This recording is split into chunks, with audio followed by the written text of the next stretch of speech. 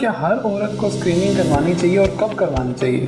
Screening different cancer की different screening है, लेकिन एक अच्छी बात यह है कि औरतों के जो कैंसर हैं ना उसके अंदर स्क्रीनिंग के मेथड्स मौजूद हैं, ठीक है, जिससे हम पेशेंट्स के अंदर कैंसर होने से पहले भी पता लगा सकते हैं कि ये पेशेंट बाद में कैंसर का मर्ज इसको हो सकता है।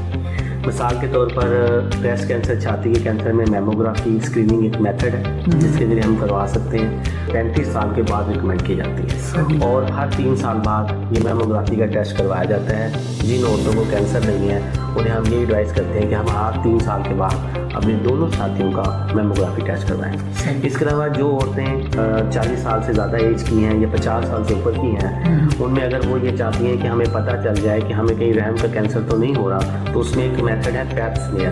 पैप स्मीयर का टेस्ट है कि गायनी की तमाम डॉक्टर्स करती हैं। इसमें कोई कट, कोई चीरा नहीं दिया जाएगा, जस्ट उसके ऊपर से स्क्रैच किया जाएगा और वो पैप स्मीयर लेकर लगाते हुए रहता है, जो ये बताता है कि क्या इसके अंदर ऐसे सेल्स हैं जो कैंसर में चेंज हो रहे हैं। तो इससे हम रहम का कैंसर बहुत अर्ली स्टेज पे पता करवा सकते हैं, जिसका 100% इलाज मौजूद है। तो डिफरेंट कैंसर्स के अंदर डिफरेंट स्क्रीनिंग मेथड है और ये पैप स्मीयर भी कोई हर साल या हर 6 माह बाद नहीं कराना, ये भी 2 से 3 साल के बाद जो औरत 40 साल से ज़्यादा एज की है उसे ये करवाना चाहिए।